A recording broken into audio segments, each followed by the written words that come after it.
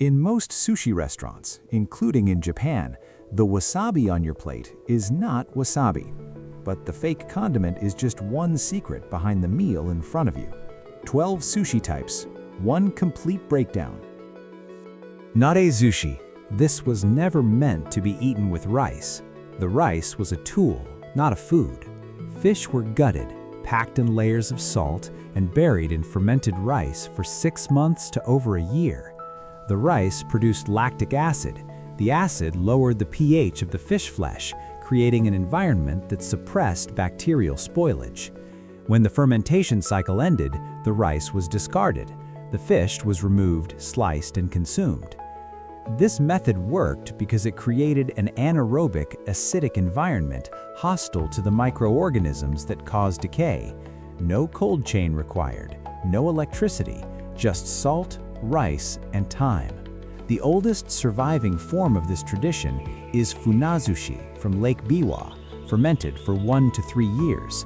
The smell is extreme. The preservation is total. Sushi did not begin as a delicacy.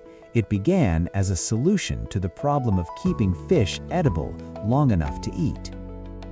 Oshi. Osaka removed the variable of human hands. Fish and vinegared rice were layered inside a rectangular wooden mold called an oshibako.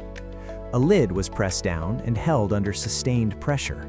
The compression expelled air, densified the rice, and bonded the layers together into a solid, uniform block. When the mold was removed and the blocks sliced into rectangles, each piece carried the same geometry. Oshizushi became the signature style of Osaka precisely because the mold standardized the result.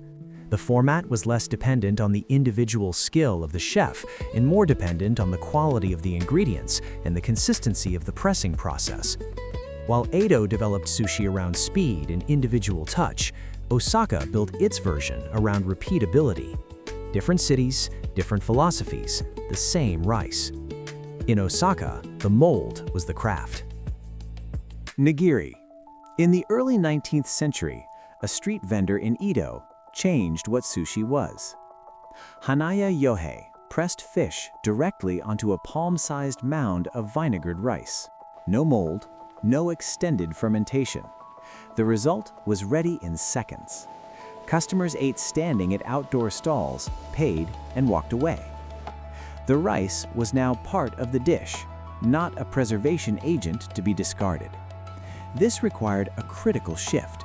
The fish had to be sourced fresh the same morning and served the same day. Early Edomae-style nigiri often used fish that had been briefly marinated, cured in soy, or treated with vinegar. The raw fish counter of today came later as supply chains improved. The vinegar in the rice was no longer doing the work of fermentation, it was seasoning. The biological purpose of the rice had changed entirely. Sushi stopped being preservation technology. It became a meal. Maki, dried nori, gave sushi a shape that could travel. Sheets of compressed seaweed provided a structural wrapper that held without a mold. Rice and filling were placed at one edge of a bamboo mat, rolled into a tight cylinder and sealed by the moisture of the rice itself. The nori formed a firm exterior. The cylinder could be transported, cut, and sold at a distance from where it was made. The bamboo mat, the makisu, standardized the geometry. Every roll produced on a makisu follows the same physics of compression. The tool made the format replicable across any kitchen, not just a trained chef's counter. Nori also changed what could go inside. Fillings expanded beyond fresh fish, pickled vegetables, cooked egg, cucumber. The roll became a portable product, not just a chef's performance. Portability created an audience that never needed to visit a sushi counter. Chirashi. This is what sushi looks like when the shaping is abandoned entirely. A bowl is filled with vinegared rice. Fish, vegetables, and garnishes are scattered across the surface without compression or arrangement. No rolling, no pressing, no forming. The word chirashi means scattered, and the name is the method. Regional variations developed independently across Japan. In the Kanto tradition associated with Tokyo, raw fish is placed on top of the rice in the style of sashimi. In the Kansai tradition associated with Osaka, cooked and pickled ingredients are typically mixed through the rice rather than layered above it. Neither is a later development of the other. They reflect different regional approaches to the same base format. No specialized tools required. The bowl became a canvas, and the constraint was only the quality of what went into it. When the architecture disappears, what remains is the ingredient alone. Inari. This is the sushi that requires no fish and no chef. Thin sheets of aburage, deep-fried tofu, are simmered in dashi, soy sauce, mirin, and sugar until the liquid is fully absorbed. The tofu becomes soft, sweet, and slightly sticky. Each sheet is opened into a pouch. Vinegared rice is pressed inside, and the pouch is sealed around it. The name connects to Inari Okami, the Shinto deity of rice, agriculture, and industry. Foxes are the messengers of Inari and were traditionally believed to favor fried tofu.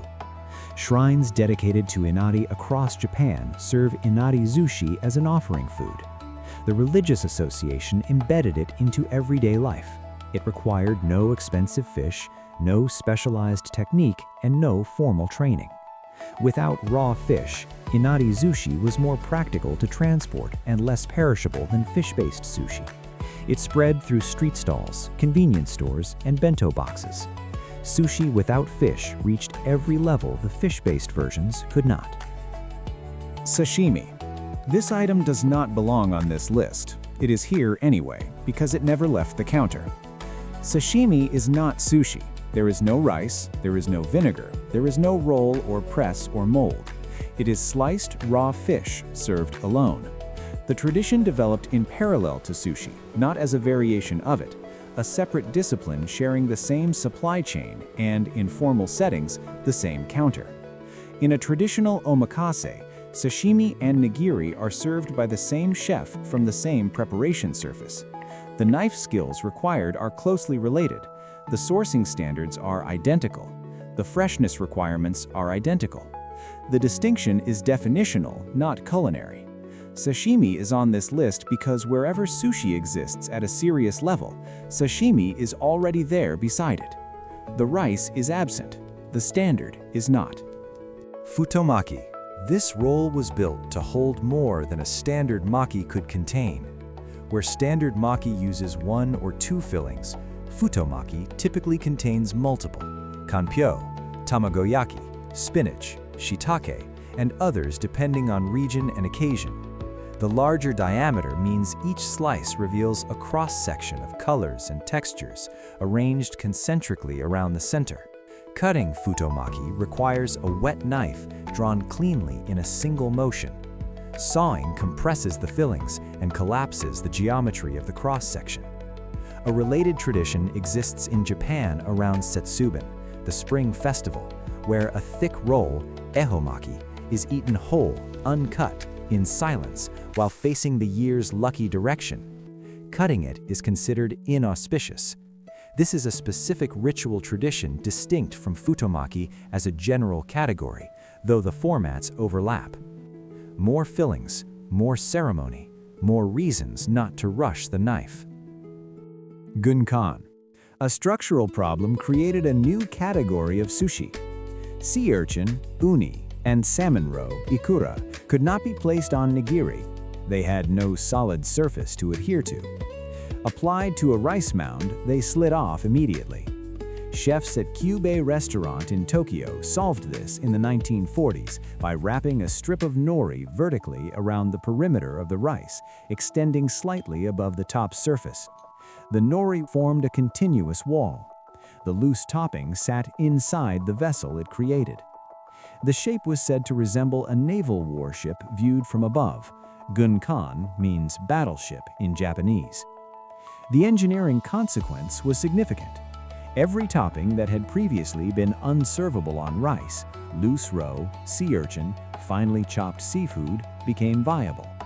The nori wall converted a structural problem into a new format. A strip of seaweed, That is all it took to expand the menu. Temaki. This format was designed around a deadline. A sheet of nori is held flat in the palm. Rice is spread across one half. Fillings are placed diagonally. The sheet is rolled by hand into a cone and eaten immediately, with the hands, not chopsticks. No plate required. No counter required. The deadline is structural.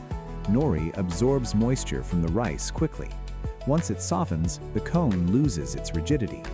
Temaki is not a format that can be prepared in advance, plated, and served across a room. It travels directly from the hand that made it to the person eating it. This constraint eliminated every formal element of sushi service simultaneously. No chef performing behind a counter, no lacquered plate, no chopsticks, no waiting.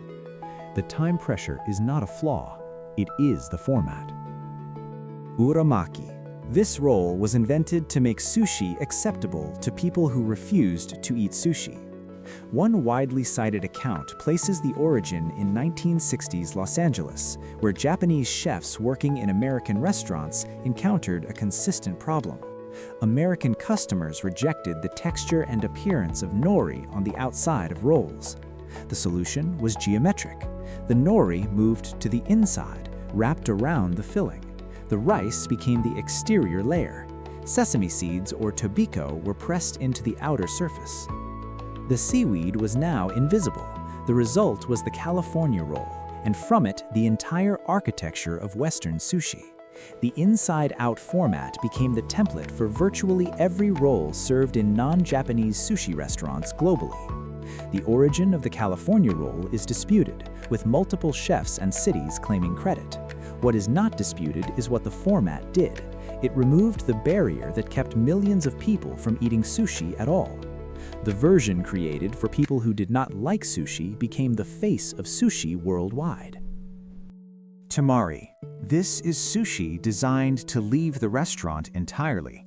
Rice and fish or vegetables are pressed into a compact sphere using plastic wrap twisted at the top, creating uniform compression without any mold or mat.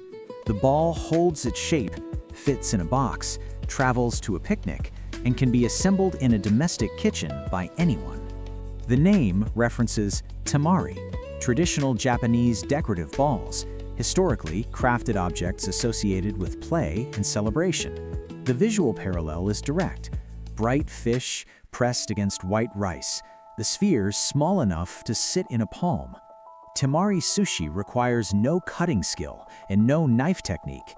It appears at festivals, in bento boxes, and at home celebrations. The format moved sushi out of the domain of trained chefs and into everyday domestic cooking. Sushi entered the home. The chef became optional. Unique fact: in most sushi restaurants, including across Japan, the green paste served alongside the fish is not wasabi. Wasabia japonica, the plant that produces authentic wasabi, grows only in specific conditions: cold, fast-moving, shallow mountain streams with precise water temperature and continuous flow.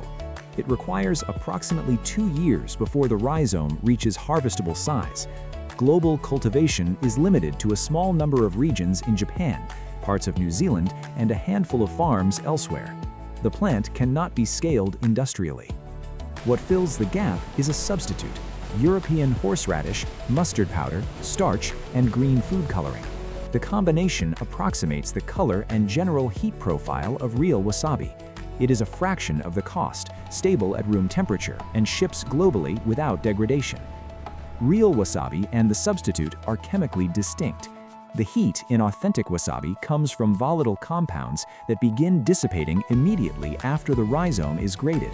This is why at high-end omakase counters, the chef grates it fresh seconds before service, because the window in which it performs differently from the substitute is narrow.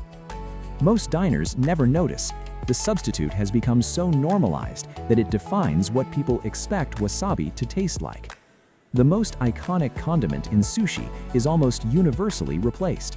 The real version has been disappearing from plates for decades, and most people eating it never knew it was gone.